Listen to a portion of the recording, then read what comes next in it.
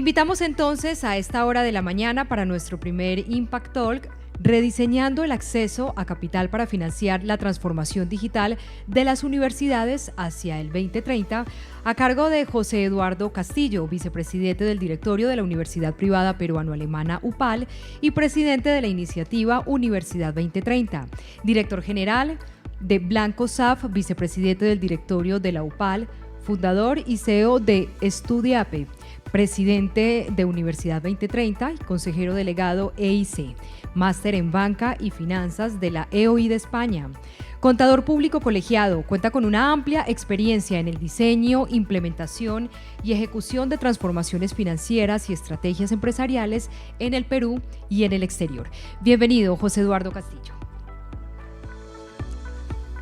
Bueno, muy buenos días. Antes que nada, quiero agradecer a Manuel Acevedo, el rector de CES, por esta invitación a este lugar tan lindo. La verdad que entré al campus y me inspiró.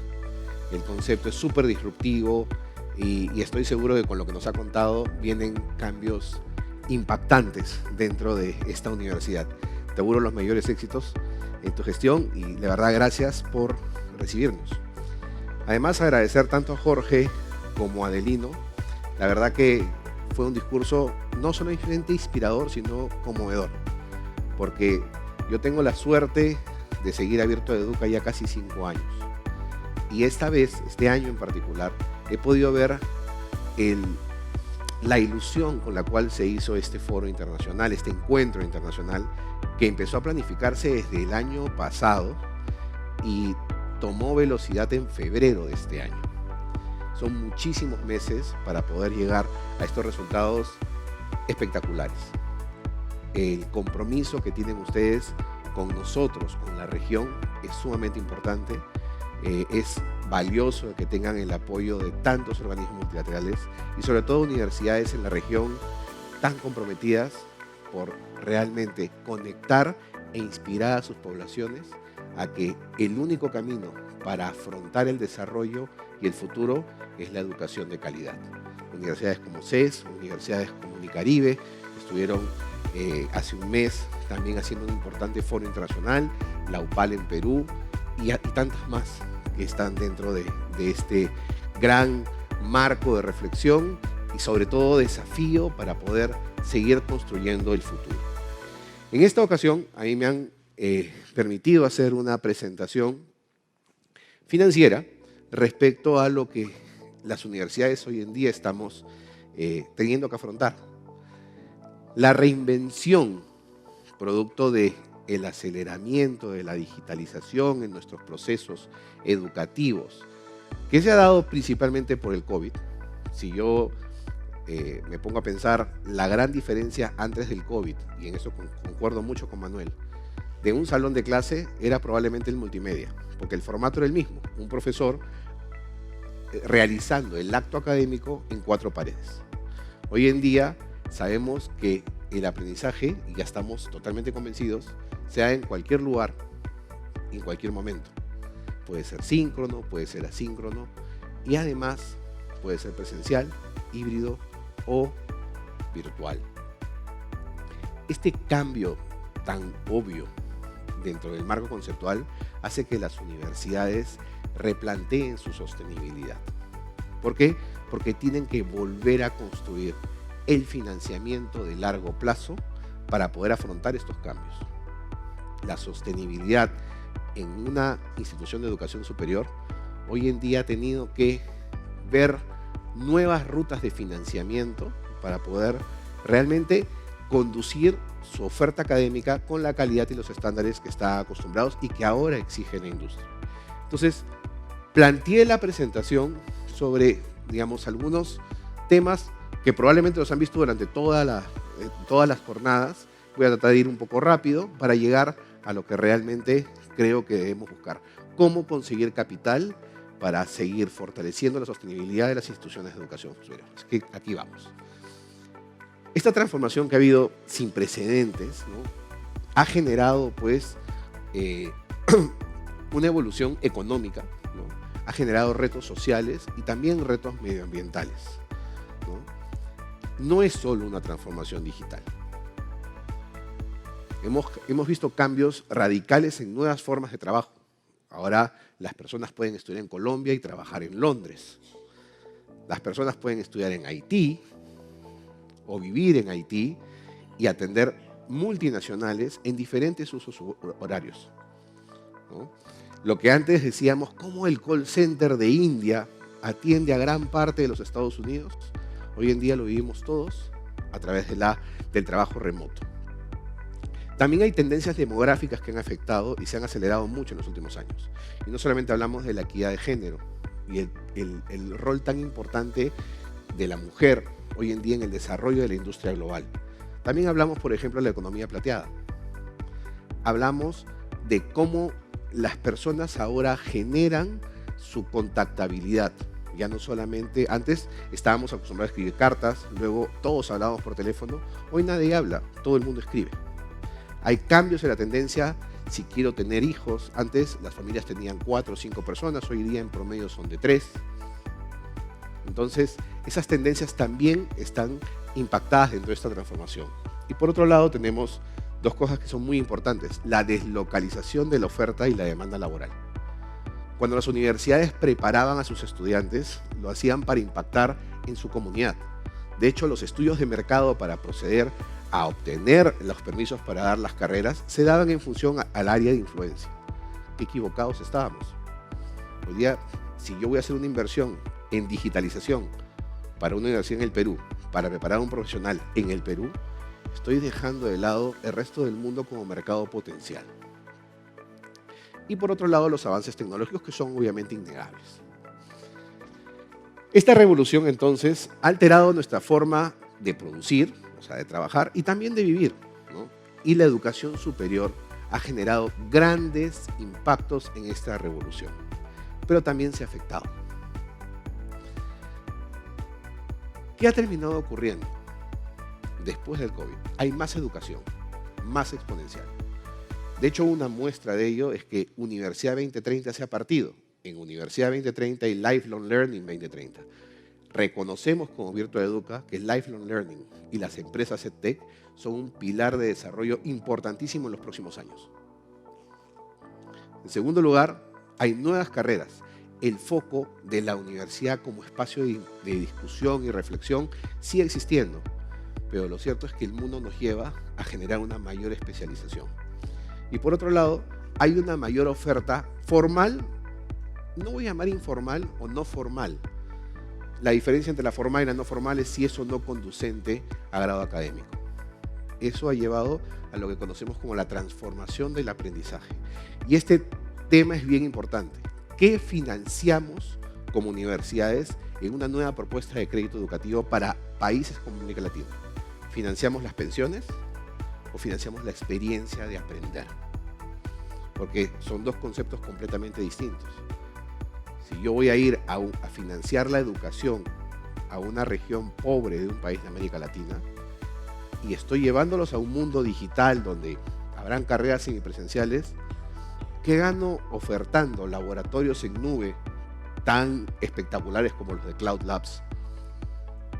O generando espacios de aprendizaje disruptivos gracias a herramientas inclusivas como la de Alay de Anthology.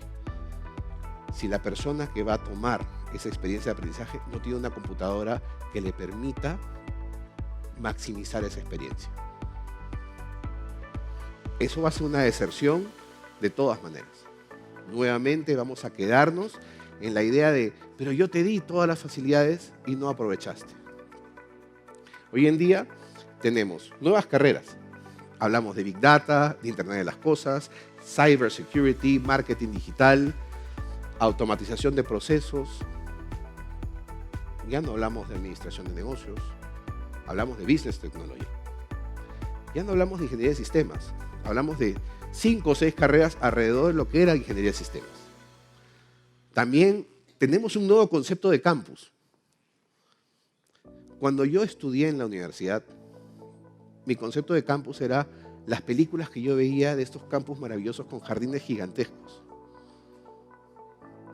Pero si yo tuviera que pensar cómo quiero un campus hoy, y me pongo en la cabeza a un chico de 15 años que está mirando en YouTube, que hay algo que se llama Silicon Valley, y en Google, que es una compañía multimillonaria, trabajan jugando, porque esa es la percepción que me da, ¿qué concepto de campus quisiera? Nosotros en UPAL tenemos una discusión muy grande con nuestro regulador por el formato de nuestras aulas. Porque ellos buscan las carpetas, porque así se acostumbraron a hacer la ley en función a las carpetas.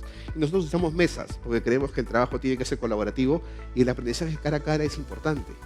Donde el docente, ya no es de Oxford, donde tenían un espacio así entre el piso del alumno y el piso del docente para decir los docentes están acá y los alumnos están acá. Tiene que haber un esquema más de pares.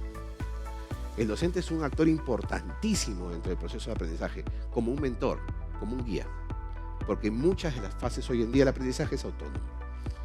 Entonces el campus físico, virtual, híbrido, nos lleva a pensar en espacios colaborativos. Tenemos nuevos sistemas, síncronos, asíncronos, mixtos. Si utilizáramos más asincronía dentro del proceso de aprendizaje, probablemente ese día el docente no hubiera faltado, Manuel.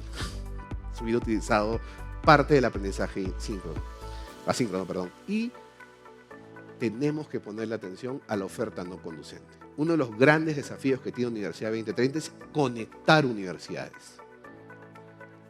La Universidad CES es una universidad sumamente importante en medicina. ¿Saben cuántos ingenieros de software hubieron detrás de conseguir la vacuna para el COVID en análisis de data? ¿Por qué no podemos lanzar UPAL, que tiene una carrera de ingeniería de software, con CES, que tiene carreras de medicina, programas de lifelong learning respaldados por dos universidades y ofrecerlo en lo mejor de ambos países para dos mercados? Gracias a la virtualidad. Esta nueva tendencia también ha generado una traslación entre la estrategia de inversión educativa.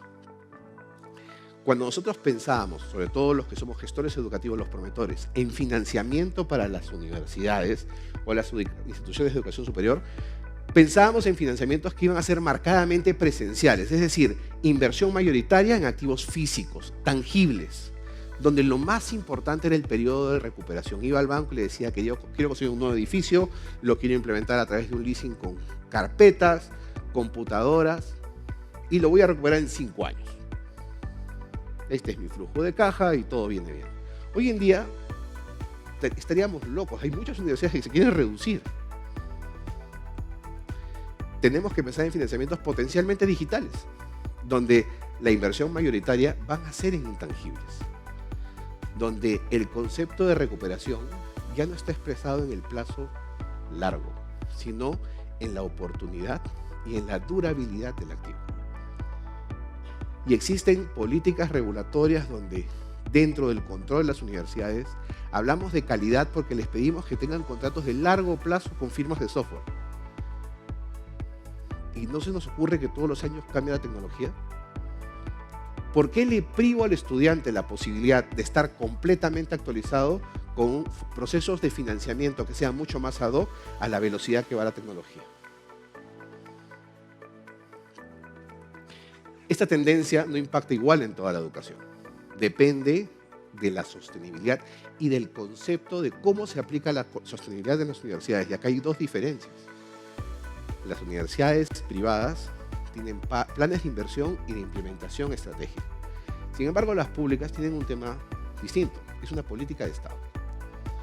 La política de transformación digital de un país tiene que incluir el Ministerio de Educación. No pueden ir por cuerdas separadas. ¿Por qué? Porque la transformación digital no es una transformación de equipos, es un tema cultural. De hecho, esto va a estar ampliamente abordado en el Foro de Ciudadanía Digital que va a venir en noviembre en Portugal y esperamos verlos a todos. Nosotros en América Latina afrontamos más o menos los mismos problemas. Hay un tema de conectividad eficiente. El Internet no llega igual en todos lados. Esto es un cáncer dentro de la experiencia de aprendizaje. Lo segundo es la formación y capacitación docente. El que no está pensando hoy en día en invertir financiado en programas de capacitación y formación docente está dejando de lado la gran oportunidad de transformar conceptualmente su oferta educativa. ¿Por qué? Porque las personas, querramos o no, enseñamos como aprendimos. Y necesitamos cambiar y resetear el chip de los procesos de enseñanza para complementarlos e impactar favorablemente en los procesos de aprendizaje. Ayer el maestro Alfaro hizo una brillante exposición de cómo ellos vienen trabajando este tema digital. En tercer lugar, el déficit de infraestructura. Lo que les comentaba. Esto es como decirle a una persona que no tiene piernas, toma tu pelota y anda a jugar fútbol. Es algo bastante cruel. ¿Cómo voy a entrar a hacer una universidad con una educación accesible a gente que no tiene los recursos para poder complementar esa educación? La infraestructura es tan importante como la conectividad. Y si no estamos pensando en financiar la estructura, empecemos a innovar en el aprendizaje a través del celular, porque en estos países hay más celulares que personas, y sobre todo de alta gama. Gracias a un reporte que me dio FIPES, de una consultoría que hicieron con apoyo consultoría, pude mirar cómo impacta la educación privada versus la educación pública en el crecimiento del PBI. Son 3 veces más. Y en algunos países todavía se discute la potencialidad que puede dar la educación privada. La educación privada es el acelerador. Y hoy en día, en estos procesos de transformación digital, el capital, el acceso a capital para poder avanzar es sumamente importante. Estos son los momentos en los cuales los reguladores tienen que volver a plantearse los conceptos de calidad. ¿Para qué? Para implementarlos en las universidades públicas, para definir otra velocidad. Y eso implica en un financiamiento mucho más importante como política de Estado. Pero además vemos que la educación privada impacta, por ejemplo, en el Perú, prácticamente en un 60% de la educación. La accesibilidad hoy en día no se da por la educación pública, lamentablemente, porque en países como los nuestros tenemos limitaciones de recursos. Hay muchos desafíos como país. Es la educación privada la que está llevando el mundo. Sin embargo, a esta educación le generamos algunas etiquetas, ¿no? Creemos que está mal porque es una actividad con fines de lucro. De no existir educación privada, los gobiernos tendrían que incrementar sus presupuestos. Pensamos que es muy costosa versus la gratuita, pero la gratis también le cuesta al país. Esa educación pública se financia con los impuestos. Y además, creemos que deberían regularse los precios. Creemos que por experiencias anteriores, esto ya ha demostrado que no es ni necesario ni efectivo. Finalmente el mercado manda. Y en esto voy llegando a lo que quería comentarles, que es que no se puede hablar de sostenibilidad sin estrategia. ¿No? Lamentablemente, para los procesos de financiamiento, y a mí me toca dirigir una sociedad administradora de fondos, administramos por más de 10 años casi 200 millones de dólares en activos financieros, respaldados por más de 1.500 personas. Y siempre hay una pregunta que hace el inversionista: ¿cómo defines tu política de inversión? Antes, la política se definía en función a las garantías. Te presto contra tu inmueble. ¿Quieres un carro? Me das el carro. ¿Cuánto ganas? Para determinar el porcentaje de tu sueldo que puedes financiar. Hoy en día no. Hoy en día las empresas que buscan capital saben que lo más importante es el factor humano y segundo es la potencialidad de la estrategia como una operación de largo plazo. Es decir, la sostenibilidad que se utilizaba para el mundo educativo, hoy en día en el mundo no educativo es mucho más importante y relevante que otras cosas. ¿Por qué? Porque el mundo nos ha enseñado que con un COVID las empresas pueden quebrar. Entonces, nos importa mucho entender cómo estás preparado para los cambios. Esos cambios en educación implica cumplir el propósito. Históricamente, nosotros en las universidades hemos afrontado riesgos más o menos similares. Lo primero que tenemos que partir para definir los riesgos y los, problemas que podemos tener en el día a día es entender cómo nos mira nuestro usuario. ¿Qué busca el estudiante cuando entra a una universidad? Y hay 4 cosas que mira. Primero, la calidad. Segundo, que le cumplan las expectativas, porque no olvidemos que esta persona nosotros la reclutamos y le contamos una historia acerca de lo que va a hacer gracias a nosotros. En tercer lugar, busca la seguridad en el campus.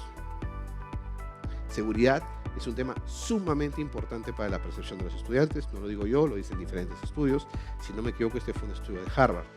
Y la accesibilidad al campus virtual. Y finalmente, busca ahora cuál es tu modelo online y cuál es tu modelo híbrido. Nosotros como instituciones tenemos que ver cómo incrementamos los ingresos.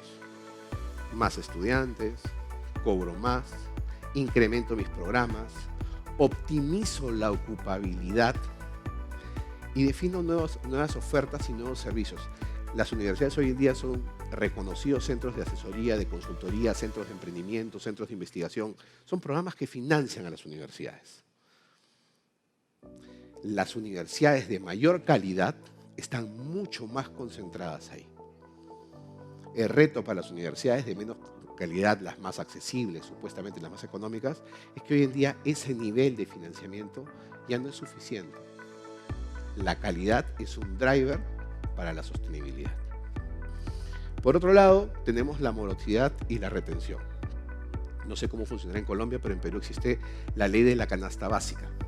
Quiere decir que un estudiante que se inscribe en la universidad puede pasarte todo el periodo académico sin pagar, hasta la siguiente matrícula.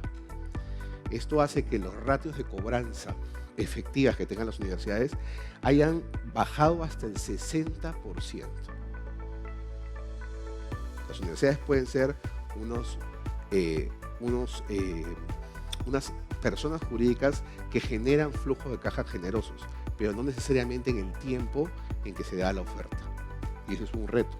Pero además generan problemas de retención o de deserción. Las tasas de deserción promedio en la industria educativa en Perú están en los primeros años cercanas al 25% y en general están sobre el 16-18%. Es importante generar implementación de estrategias de seguimiento a las cobranzas y diseño de perfiles y comportamientos del usuario. En temas de inversión y financiamiento, la ampliación de los campus. Hoy en día, pensando en qué vamos a entender como campus para los siguientes años. La modernización de laboratorios y talleres. Y también la adquisición e implementación de soluciones digitales. Y finalmente, la vigencia y calidad académica. ¿Cómo hacemos para cumplir con las regulaciones de mercado? Para actualizar los programas, para incorporar nuevos programas y además para optimizar nuestras rutas de aprendizaje. En esto nos pasamos 3/4 del día los directores generales de universidades.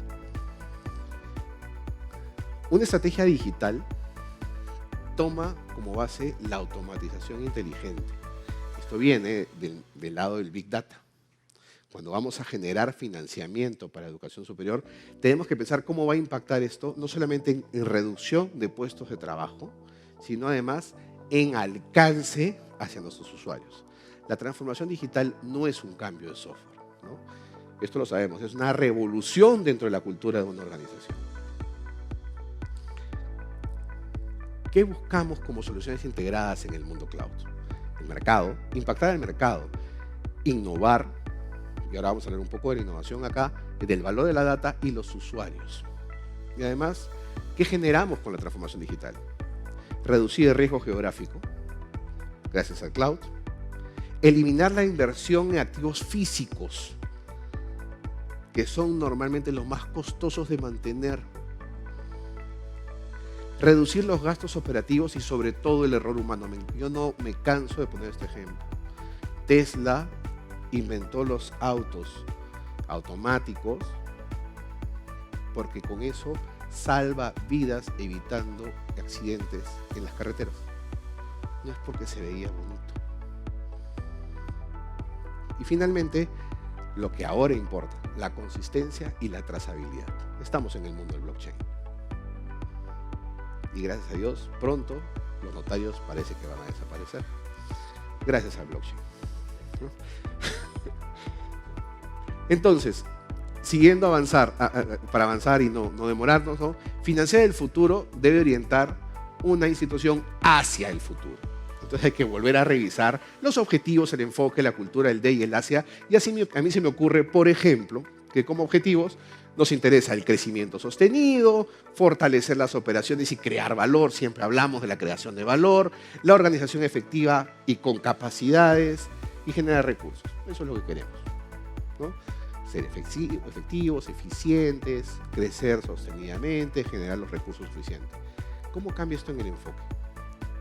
Tenemos que ser instituciones innovadoras, ágiles, con gobierno y sobre todo reconocidas. La reputación hoy en día es otro driver para el financiamiento. ¿Cómo hacemos cómo hacemos que una universidad sea innovadora? Con una visión a largo plazo, pasando de esa visión de rentabilidad, sostenibilidad y más demanda a una visión de propósito. Y esto es sumamente importante. El propósito determina la consistencia determina la sostenibilidad. Pasar de una organización con gestión de control y de restricción, full organigrama, a un esquema de co-creación. Organigramas más planos, de tratamiento de pares. Generar estas estructuras jerárquicas a un organigrama de gestión de proyectos.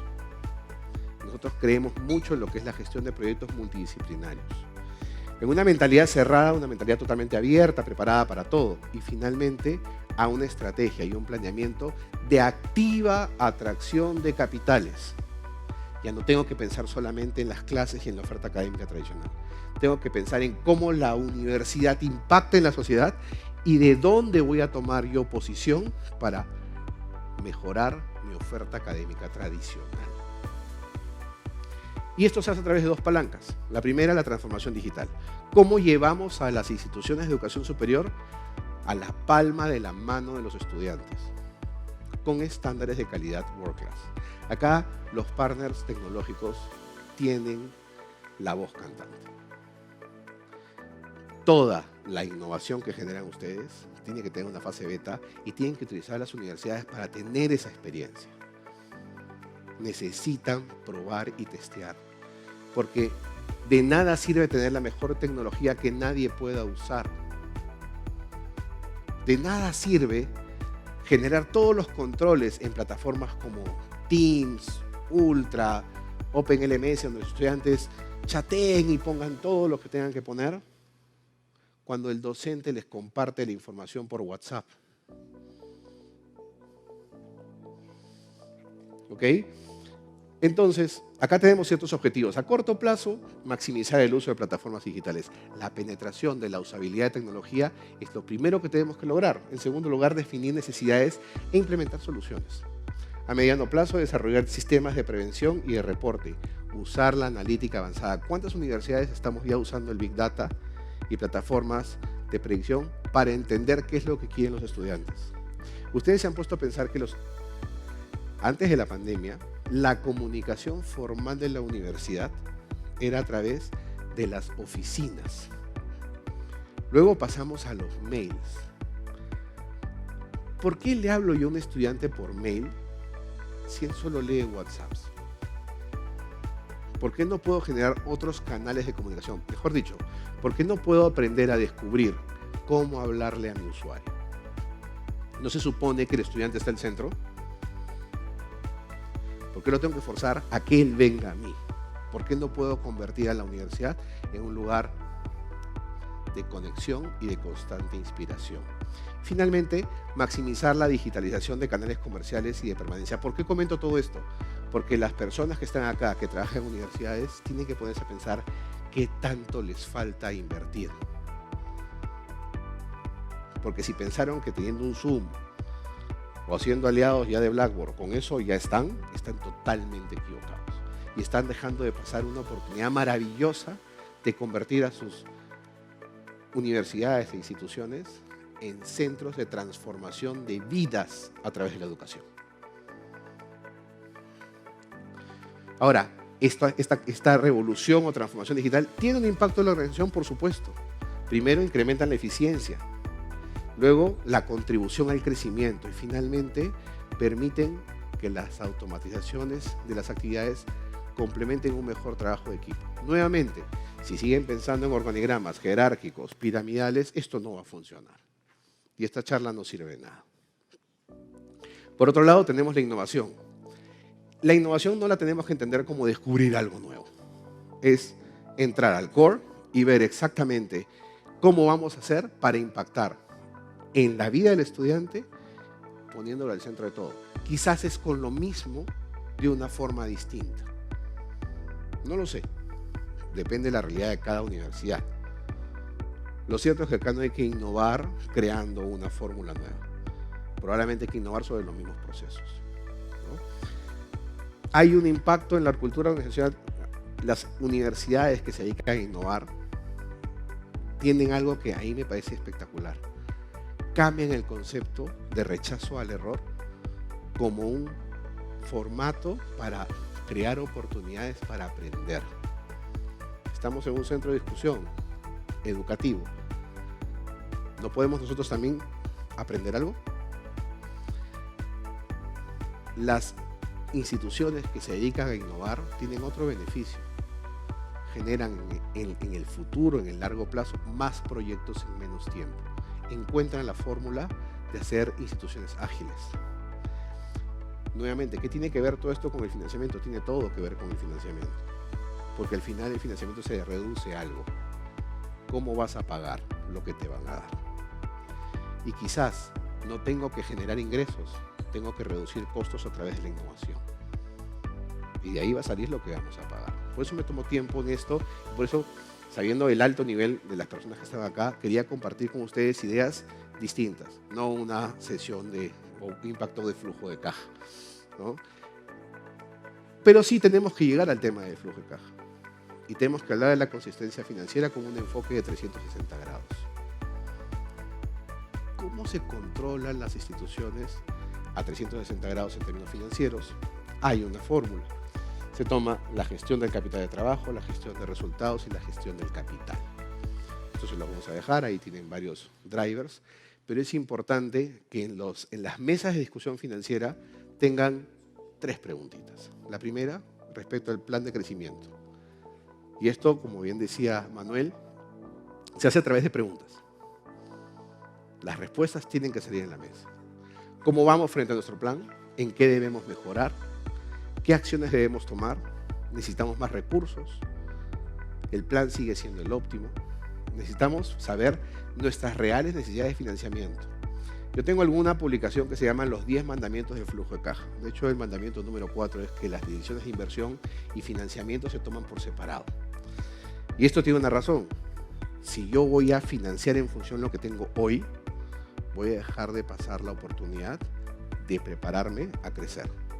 Nosotros tenemos que saber el norte, a dónde queremos llegar, qué es lo que necesitamos invertir y luego establecer las etapas para llegar a nuestra meta final, ¿no? Y eso es importante en las necesidades de financiamiento. ¿Cómo está nuestra estructura de capital? ¿Requerimos plata? ¿Qué flujos tenemos para el servicio de deuda? ¿Cómo podemos mejorar esos flujos a través de todo lo que hemos hablado? ¿Cuál es nuestro costo financiero? ¿Se puede mejorar? Y finalmente las necesidades de inversión. ¿Cómo va nuestro plan de inversión? ¿Requerimos incrementar el CAPEX? ¿Requerimos más edificios o requerimos más soluciones? ¿Con qué periodo de recuperación deberíamos trabajar? Exclusivamente el financiamiento de las instituciones de educación superior se generan exclusivamente por la sostenibilidad. Y eso impacta en cómo se va a distribuir la estructura de capital. Con esto quiero, dejarles algunas opciones de financiamiento y de estructuras.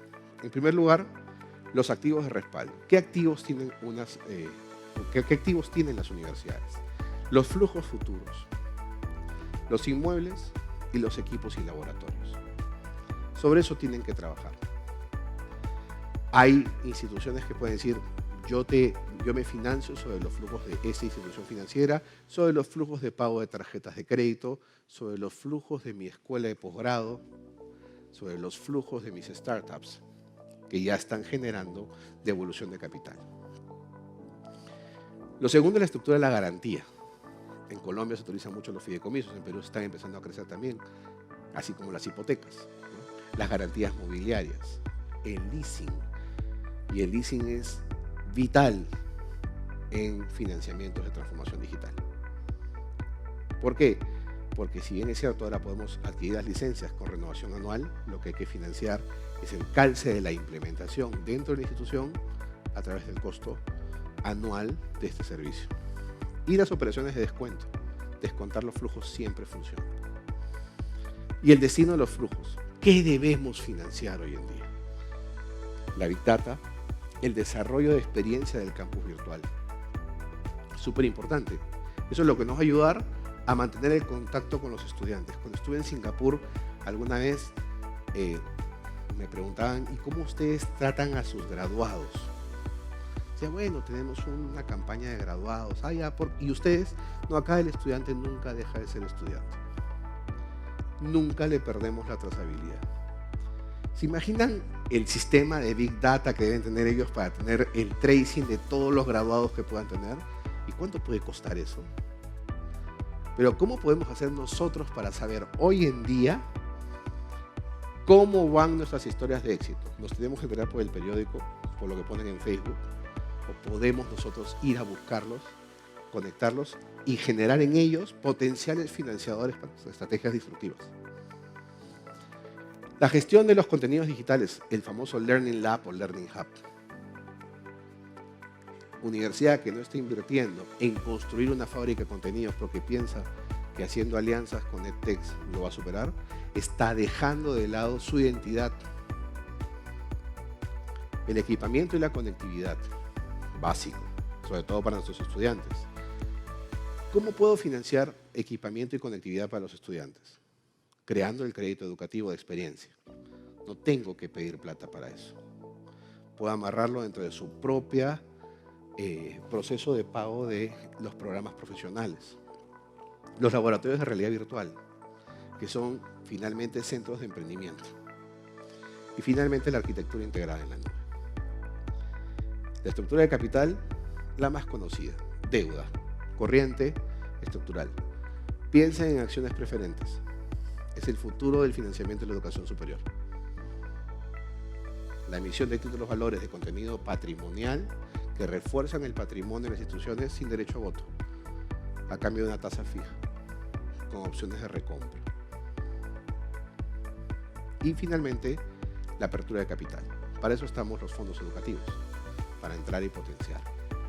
No tengamos miedo a que una visión de capital entre a potenciar una estructura. Piensen en el financiamiento, por ejemplo, de un proyecto retail, un centro comercial. ¿Ustedes realmente creen que el financiamiento del centro comercial es que se vendan las tiendas? No. El financiamiento del centro comercial es que el centro comercial esté reventando como estuvo Virtua Educa los últimos 2 días. Que la gente vaya y compre. Porque entonces el que compró esa tienda va a querer comprar más. El éxito de una universidad está expresado finalmente en la cantidad de historias de éxito que generó. Y esas historias hay que seguirlas. Y para eso hay que invertir.